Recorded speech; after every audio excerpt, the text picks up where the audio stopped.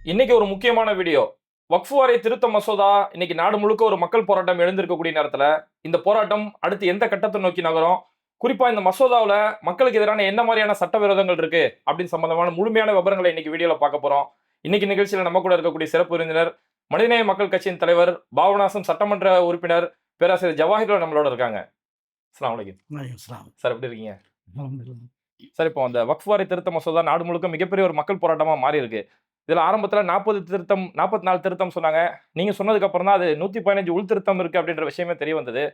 இப்போ மக்கள் மத்தியில ஒரு ஒரு கேள்வி என்னன்னா, காங்கிரஸ் இந்த திருத்தம் கொண்டு வரும்போதெல்லாம் இவ்வளவு பெரிய எதிர்ப்பு காட்டல. ஆனா பாஜக கொண்டு வரும்போது மட்டும் எதிர்க்கிறீங்களே. அப்ப பாஜக கொண்டு வந்தா எதிர்ப்பீங்களா? அப்படின்னு ஒரு கேள்வி எழுது. இது ஒரு தவறான வாதம். அ சாதாரணமாகவே எந்த ஒரு சட்டமாக இருந்தாலும், அந்த சட்டத்துக்கு அது திருத்தத்துக்கு உட்பட்டது தான். எந்த ஒரு சட்டமும் திருத்தத்திற்கு அப்பாற்பட்டது என்று ஒன்று கிடையாது. நம்முடைய அரசமைப்பு சட்டமே பலமுறை திருத்தப்பட்டு 100க்கும் மேற்பட்ட முறை திருத்தப்பட்டு இருக்கக்கூடிய ஒரு சூழலை பார்க்கிறோம். அதேபோல இந்த சட்டம், அதாவது வக்ஃபு அ சட்டம் 1995 இதில பல்வேறு காலகட்டங்கள்ல பல திருத்தங்கள் செய்யப்பட்டிருக்கிறது. உதாரணமாக சொல்ல வேண்டுமென்றால், கடைசியான திருத்தம் 2013ல மேற்கொள்ளப்பட்டது. அந்த திருத்தம் மேற்கொள்ளப்பட்டதுக்கு முன்பாக, ஒரு கூட்டு நாடாளுமன்ற குழு, அ முன்னாள் அ மாநிலங்களவையினுடைய துணைத் தலைவர் ரஹ்மான் கான் அவர்கள் தலைமையில் அமைக்கப்பட்டு, இந்தியா முழுவதும் கருத்துகள் சேகரிக்கப்பட்டு, பல்வேறு தரப்பினர்களும் என்னென்ன அ ஆலோசனைகளை சொல்கிறார்கள் என்பதையெல்லாம் பெற்று, அதற்கு பிறகு அந்த திருத்தம் முன்மொழியப்பட்டது 2013ல. அதில ஒரு சிறப்பான நல்ல திருத்தங்கள்லாம் அதில இருந்துச்சு. உதாரணமாக வக்ஃபு சொத்துகள் ஏராளமாக இருக்கின்றது. இது மக்களுக்கு பயன்பாட்டுக்கு, அதாவது சாதாரண, சாமானிய, ஏழை மக்களுக்கு பயன்பாட்டிற்கு வரணும் அப்படிங்கிறது எல்லாரும் நினைக்கக்கூடிய ஒன்று.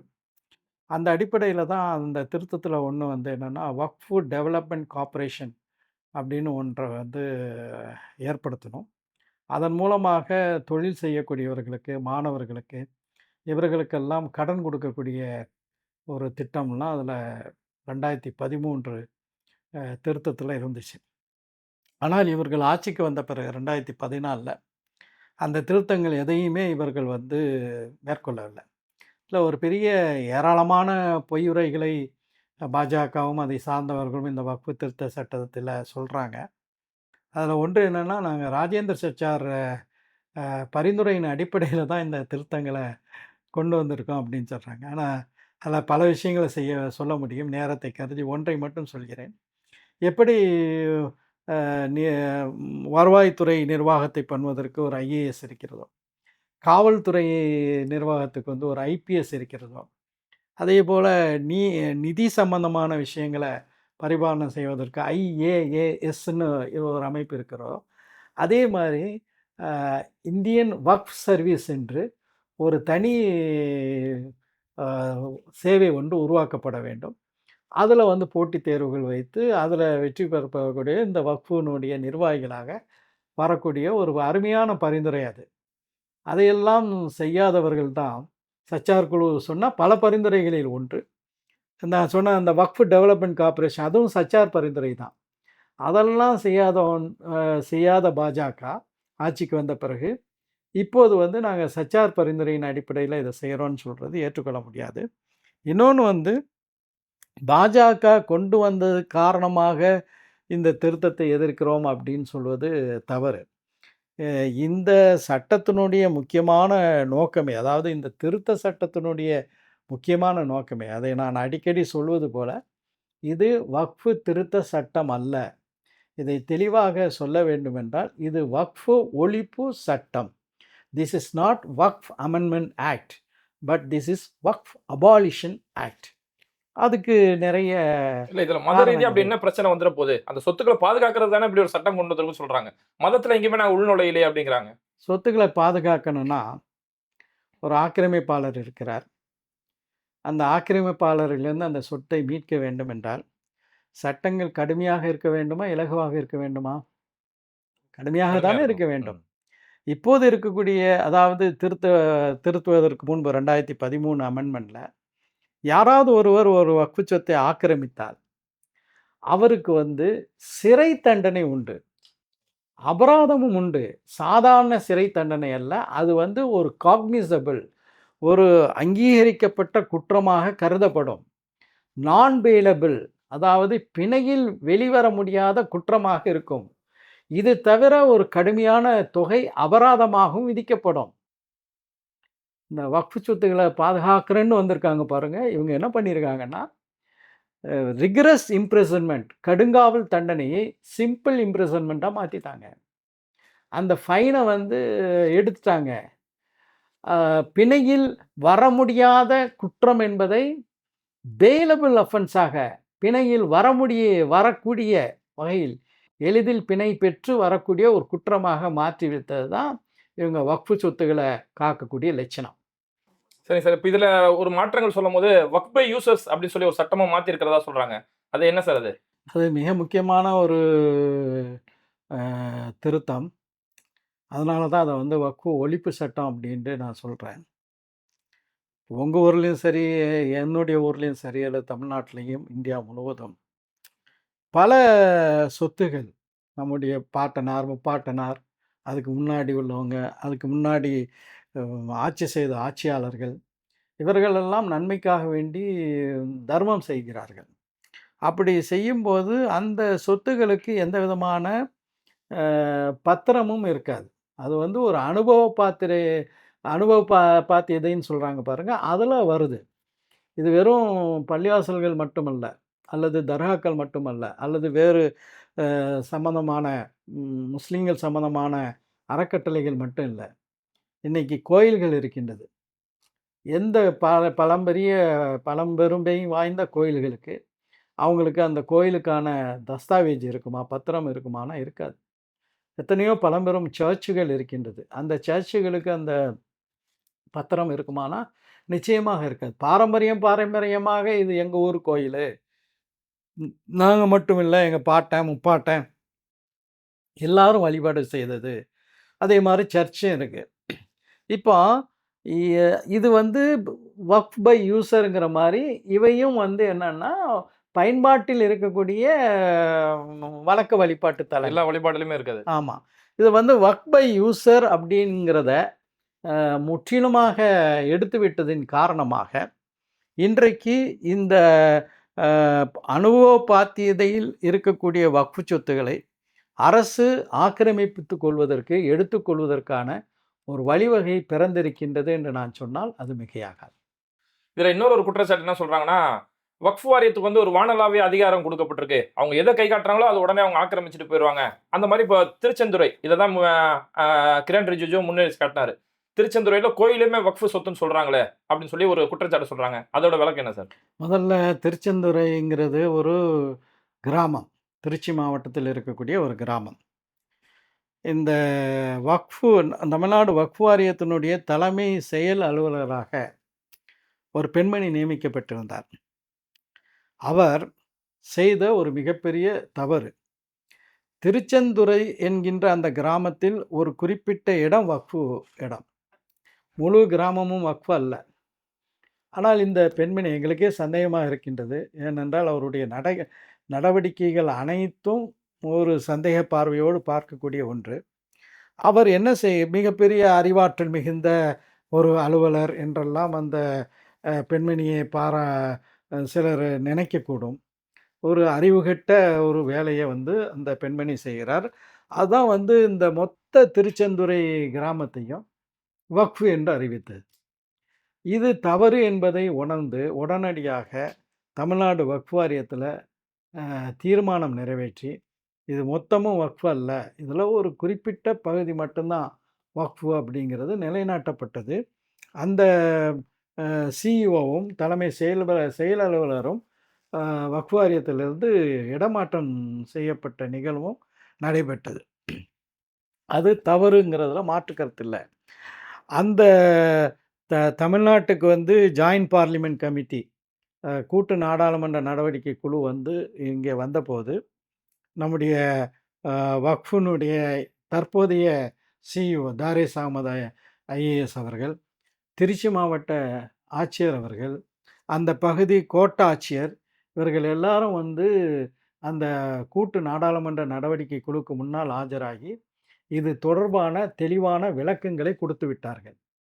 இப்ப நீங்க பார்த்தீங்கன்னா, இப்போ இந்த வக்ஃபு சட்டம் நிறைவேறக்கூடிய அந்த விவாதத்தை பார்க்கும்போது, எங்கேயுமே பாஜகவினர், அதாவது அரசு தரப்புல திருச்செந்தூரையே குறிப்பிடவில்லை. வேற புதுசா ஒண்ண கண்டுபிடிச்சு, இத ஆக்கிரமிச்சிருக்காங்கன்னு சொன்னாங்க. ஏன்னா, அவங்களுக்கு சொல்றதுக்கு எந்த விதமான இதுவும் இல்ல. ஆக பல கட்டுக்கதைகள் பரப்பப்படுகிறது.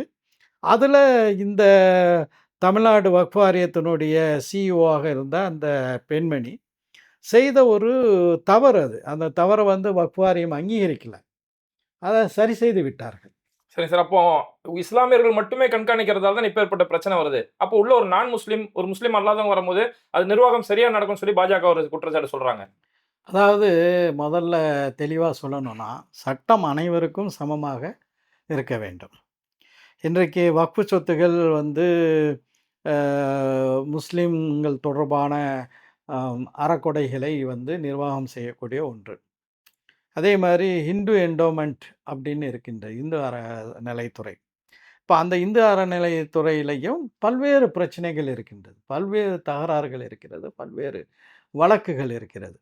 அப்ப அங்கேயும் வந்து இந்துக்கள் இருக்கக்கூடாது. அங்கேயும் முஸ்லிம்கள் இருக்கணும், கிறிஸ்தவர்கள் இருக்கணும் அப்படின்ட்டு அந்த ஹிந்து என்டோமெண்ட் ஆக்ட்ல முஸ்லிம்களையோ, கிறிஸ்தவர்களையோ சேர்க்கறதுக்கு முன் வருவாங்களா? இது ஒரு தெளிவான ஒரு பாரபட்சம். இன்னொன்றையும் நான் இங்கே சொல்லிக்கொள்ள விரும்புறேன். இப்படி வந்து நாங்க வந்து முஸ்லிம் அல்லாதார்களை வக்ஃபு அதாவது சென்ட்ரல் வக்ஃப் கவுன்சில்லையும், மத்திய வக்ஃபு குழுமத்திலயும், மாநில வக்ஃபு வாரியத்திலயும் இணைக்கிறோம்னு சொல்றாங்கல்ல. ஆனா, இத் இந் தற்போதைய அதாவது திருத்தப்படுவதற்கு முந்தைய சட்டத்தில ஒரு முஸ்லிம் அல்லாதார் வக்ஃபு செய்யலாம். எந்த ஒரு ஓ! நோக்கத்துக்காகவும் வந்து வக்ஃபு செய்யலாம். வக்ஃபு செய்வதோடு மட்டும் இல்லாம, அந்த சொத்துக்கான முத்தவலியாவும் அவர் இருக்கலாம். ஓ! இப்போதைய சட்டத்தில. இவங்க என்ன பண்ணிட்டாங்கன்னா, 2 விஷயங்கள் பண்றாங்க. ஒன்று முஸ்லீம் மட்டும் தான் வக்ஃபு செய்ய முடியும். அது இப்போ நீங்க வக்ஃபு செய்யணும்னா, உங்களுக்கு மிக முக்கியமான ஒரு பெரும் தகுதியை பாஜக அரசு விதித்திருக்கிறது. என்ன தகுதி தெரியுமா? நீங்க 5 வருஷம் தொடர்ச்சியா முஸ்லீமா இருக்கணும். அப்படின்னா தான் வந்து நீங்க வந்து வக்ஃபு செய்ய முடியும். அதாவது நீங்க ஃபஜர் தொழுறீங்களா? லொஹர் தொழுறீங்களா? இதெல்லாம் கண்காணிக்கிறதுக்கு மோடி அரசு ஆள போடும். ரமலான்ல நோன்பு இருக்கிறீங்களா? இல்ல ரமலான் நேரத்தில நோன்பு இல்லாம இருக்கீங்களா? இதெல்லாம் கண்காணிக்கிறதுக்கு ஆள போடும். 5 இயர்ஸ் பிராக்டிசிங் முஸ்லீம் அப்படின்னு சொல்றாங்க. 5 வருஷம் இஸ்லாத்தை கடைப்பிடிக்கக்கூடியவராக இருக்க வேண்டும். இதெல்லாம் வந்து பிராக்டிகலா வந்து சாத்தியமா?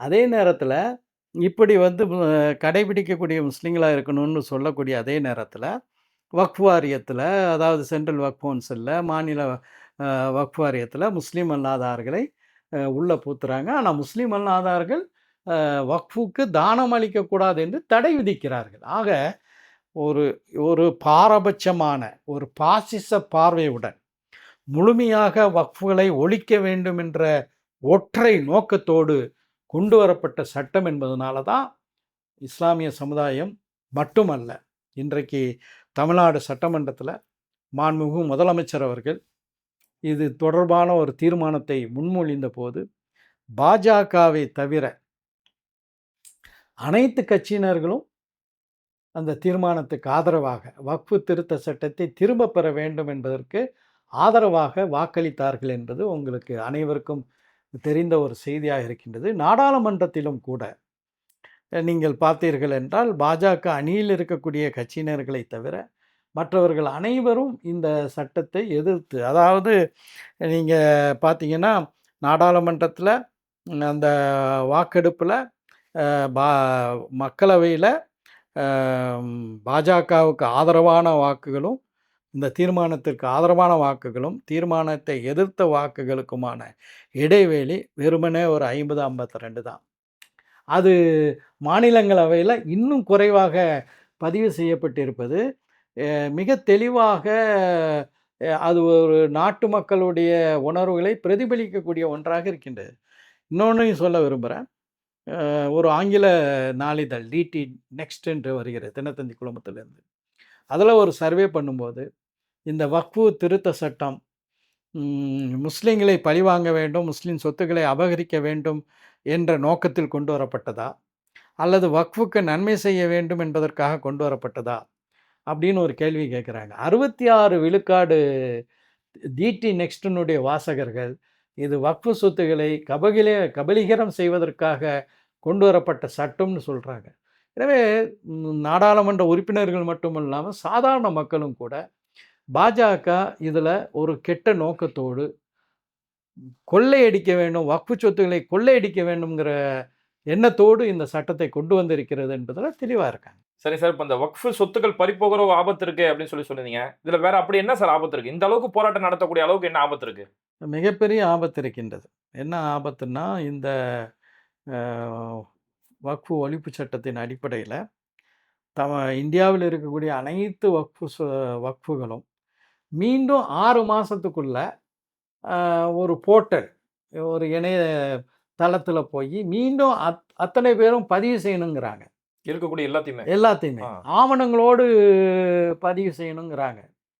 உங்களுக்கு தெரியும், ஆவணங்கள் பெரும்பாலும் அது எந்த பள்ளிவாசல்னு மட்டும் இல்லை, எல்லா வழிபாட்டு தலங்களையும் முன்னோர்கள் இது பண்ணது. சில இடங்களில் வேண்டுமென்றால் பாதுகாப்பாக வச்சிருக்கலாம். பல பேர் இந்த தர்மகர்த்தாக்கள் மாறும்போது, முத்தவள்ளிகள் மாறும்போது அவங்க அதோடு சேர்ந்து இந்த ஆவணங்களையும் தூக்கிட்டு போகிற வரலாறுலாம் இருக்குது. அதெல்லாம் ஒரு பக்கம் இருந்தாலும், மிக முக்கியமாக இந்த வக்ஃபு சொத்துக்கள் அனைத்தும் திரும்ப 6 மாதத்துக்குள்ள பதிவு செய்யணும் அப்படிங்கிறது மிக தெளிவாக, இது ஒரு பாசிச புத்தியுடன் பாஜக கொண்டு வந்தது. ஏன்னா அதில் பதிவு செய்யாட்டால் அது வக்ஃபு சொத்தே அல்ல, அது அரசு சொத்து அப்படிங்கிறத அறிவிக்கக்கூடிய ஒரு மிகப்பெரிய விஷயம் இதில் அடங்கியிருக்கிறது. அடுத்து சாதாரணமாக என்ன நினைக்கிறாங்கன்னா, எல்லாத்தையும் முஸ்லீம்கள் தான் பார்க்குறாங்க, முஸ்லீம்கள் தான் ஆய்வு செய்கிறாங்கன்னு. அப்படி அல்ல.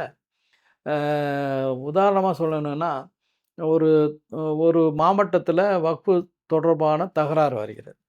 அந்த தகராறு வந்தால் அந்த தகராறு தொடர்பாக ஆய்வு செய்வதற்காக வேண்டி கோட்டாட்சியர் வருவார். கோட்டாட்சியர் முஸ்லீமாக இருக்க வேண்டிய அவசியம் கிடையாது. அவர் அரசாங்கத்தால் நியமிக்கப்பட்டவர் தான். அதுக்கு முன்னாடி போய் சாட்சி சொல்லுவாங்க. சில நேரங்களில் ட்ரிபுனலை தாண்டி மேலே போக முடியாது, ஹைகோர்ட்டுக்கெலாம் போக முடியாது அப்படின்னு சொல்கிறாங்க. அதுவும் தவறு. ட்ரிபுனல்ஸ் கொடுத்த தீர்ப்பை எதிர்த்து ஹைகோர்ட்டுக்கு, உச்ச நீதிமன்றத்துக்கும் போகலாம், உயர் நீதிமன்றத்துக்கும் போகலாம். இன்றைக்கி பார்த்திங்கன்னா தமிழ்நாட்டில் வக்ஃபு சட்டம் தொடர்பான நிபுணத்துவம் பெற்ற வழக்கறிஞர்கள், நம்முடைய மூத்த வழக்கறிஞர் நிசார் அகமது போன்றவர்கள் இருந்தாலும் கூட, பல முஸ்லீம் அல்லாத வழக்கறிஞர்கள், உதாரணமாக சொல்லணும்னா ராகவாச்சாரி மூத்த வழக்கறிஞர், வக்ஃபில் பெரிய நிபுணத்துவம் பெற்றவர்.